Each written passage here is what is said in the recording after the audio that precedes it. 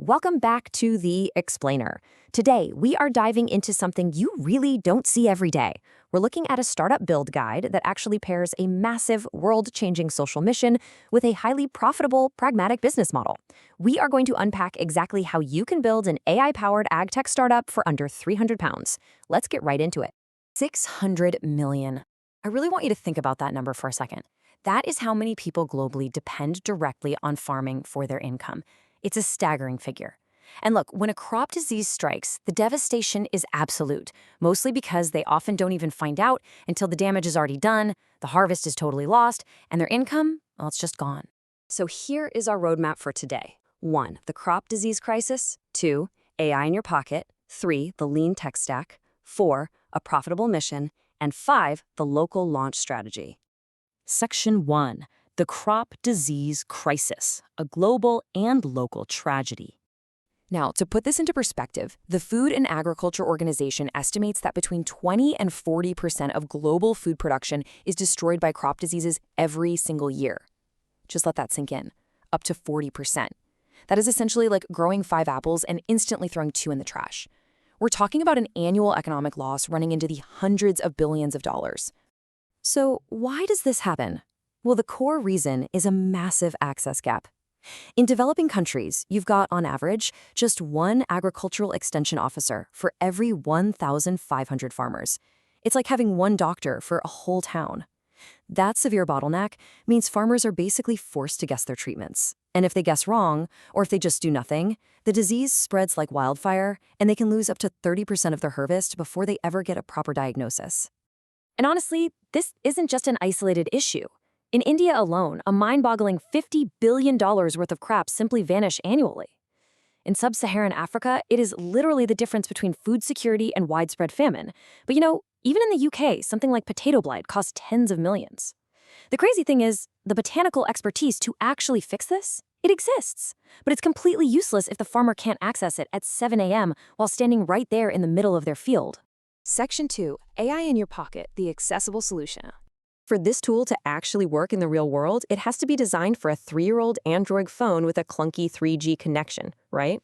We're not building for the latest iPhone here. The process is super simple. The farmer takes a single photo. Sure, the upload might take maybe 15 seconds. Then, the AI runs a diagnosis and instantly returns a plain language card with treatment options and spread prevention advice. And then that data feeds directly into a community early warning map. It's brilliant. Now that diagnosis card gives them organic, chemical, and preventative treatments. But here is the absolute key to making this work: accessibility. The output has to be in the user's native language. Think Hindi, Swahili, or Bengali. A farmer should never have to decipher Latin botanical terms just to save their livelihood, I absolutely love this quote from the source material. This doesn't spread on TikTok, it spreads on WhatsApp. It hits the nail on the head. You are not going to see a farmer doing a trending dance about tomato blight. Adoption out there is built entirely on trust. When one farmer gets an accurate diagnosis and saves their crop, what do? They share it in their village group chats. The idea goes viral organically, just spreading community by community. Section 3. The lean tech stack, constraint-driven innovation. Okay, so typical tech startups, they build for blazing fast 5G networks and the absolute latest hardware. But out in the field, we need to face pragmatic realities. This whole system relies on old Androids, 2G or 3G networks, and what we call progressive web apps, or PWAs. These run entirely inside a web browser, which is great, because it bypasses the App Store completely. Technically speaking, this setup is just incredibly smart.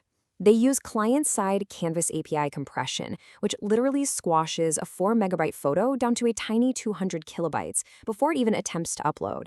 Then it uses Gemini 1.5 Flash Vision AI for the high-volume analysis. They've got PostgreSQL mapping out the outbreaks geographically and crucial offline caching. Because, let's be real, deep in rural areas, that cell signal is absolutely going to drop. And all of that lean engineering, it leads us to one astonishing number: 300 pounds. By utilizing Gemini 1.5 Flash, this startup can process 1 million crop diagnoses for just 300 pounds a month. I mean, wow, that is just mind-boggling operational leverage. Section 4. A profitable mission, balancing mission and money. Look, to actually keep a tool like this running and saving crops globally, a startup can't rely purely on charity. It needs a rock-solid business model. So it operates on a freemium model. Getting a basic diagnosis is always completely free for individual smallholder farmers. But that free access is heavily subsidized. How? Well, through a premium tier for commercial farmers at £2.99 a month, lucrative NGO licensing, agri-input sponsorships, and ethically handled anonymized data that gets sold to agricultural researchers. Let's look at the sheer power of that B2B model for a second. An organization like the Gates Foundation or the UN could easily license a white-labeled version of this app. A single contract covering, say, 100,000 farmers at just £1 per farmer per year. Boom! That instantly gives the startup £100,000 in annual recurring revenue. It is just the perfect blend of pragmatic idealism. Section 5. The local launch strategy, hyper-focused scaling. Now, if you try launching this globally all at once, is pretty much a guaranteed failure for this specific demographic. The strategy has to be hyper-local. So step 1, pick a single crop with visually distinctive diseases, something like the tomato. Step 2, partner with one agricultural university to rigorously validate your accuracy. Step 3, run a single NGO pilot with just 50 farmers. You just need to do one thing brilliantly to build that initial trust. And step 4 is absolutely crucial. Document everything, literally everything. A 60-second video of a real farmer in Kenya or India successfully diagnosing their sick crop, that is the most powerful marketing asset you could ever create. That real-world proof is what's ultimately going to secure your wider funding and international attention.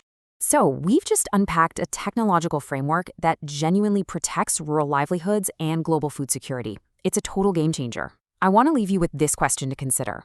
What crop disease causes the most damage in your specific area?